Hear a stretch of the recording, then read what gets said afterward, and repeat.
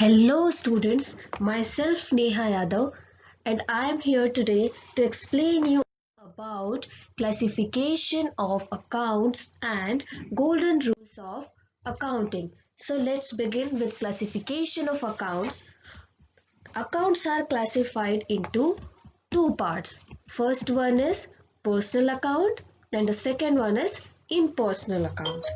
Impersonal account is again divided into two parts. First one is real accounts and the second one is nominal account.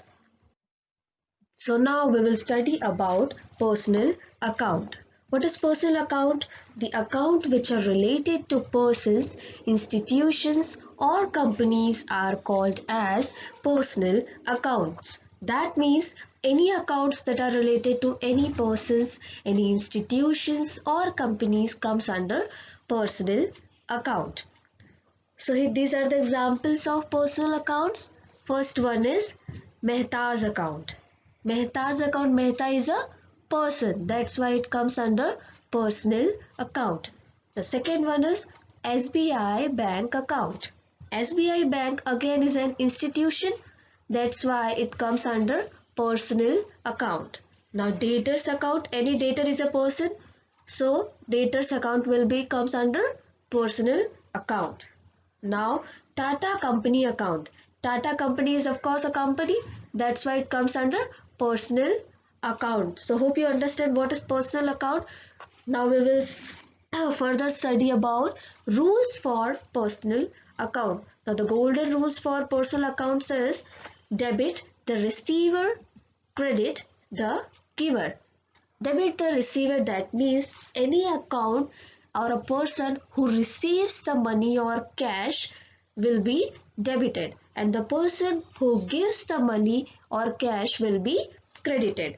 So here I will give you an example of personal account.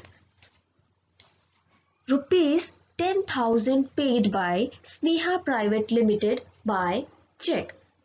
Now here to whom the amount is to be paid? Sneha Private Limited and by check. So Sneha Private Limited. Sneha Private Limited is again a person. That's why, and Sneha Private Limited is the receiver.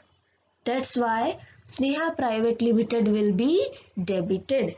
Now who is giving the cash? By bank. That means by it is given by check, so it must be included under bank. So Sneha Private Limited account debit, bank account credit. So it will be in the form of Sneha Private Limited account debit to bank account, which means bank account credit. Now we will further study about real account. Real account, accounts that deals with all tangible and intangible assets of a firm are real account. Now what are tangible assets? Tangible assets are those assets which can be seen, touched and felt are said to be tangible assets. I'll give you some example of tangible assets like buildings, machinery, land, furniture, etc. All these are tangible assets. All these can be seen, touched and felt. That's why it comes under tangible assets. Now what are intangible assets? Intangible assets is just opposite of tangible assets. Intangible assets are those assets which cannot be seen, touched or felt. That's why it comes under intangible assets. The examples of intangible assets are goodwill account, patent, trademark, all these come under intangible assets.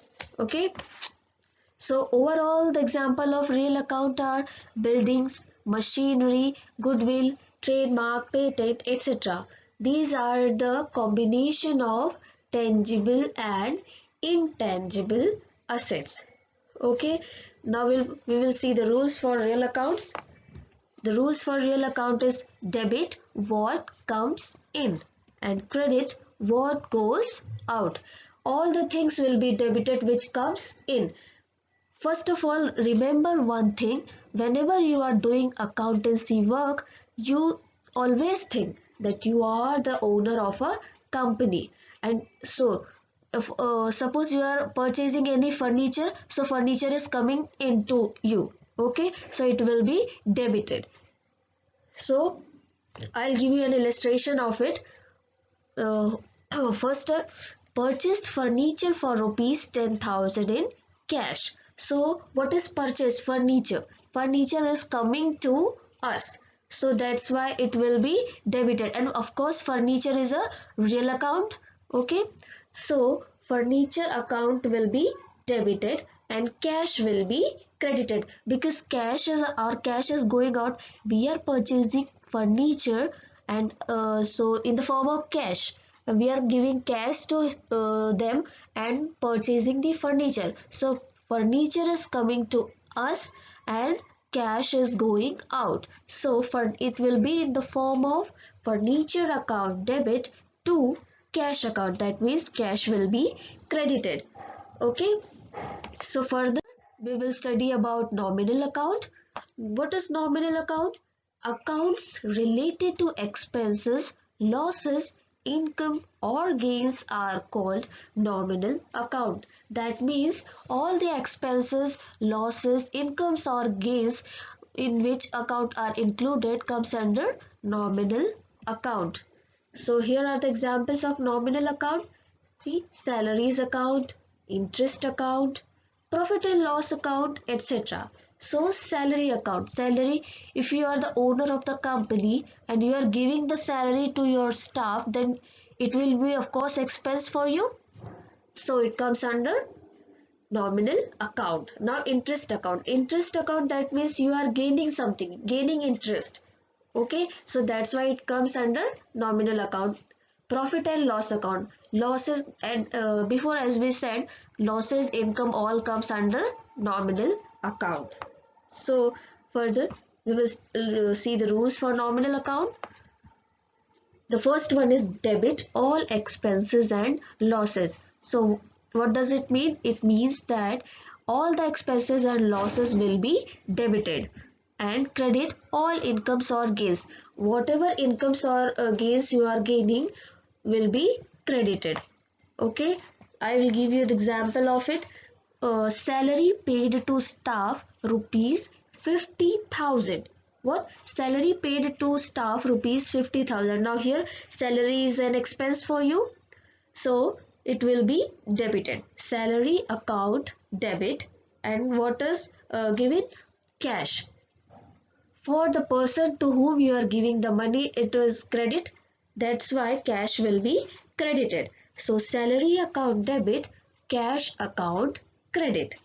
So it will be in the form of salary account debit to cash. So that's all for today. Hope you all understand the golden rules of accounting as well as classification of accounts. So next time I will come with more examples, and thanks for watching. Thank you so much.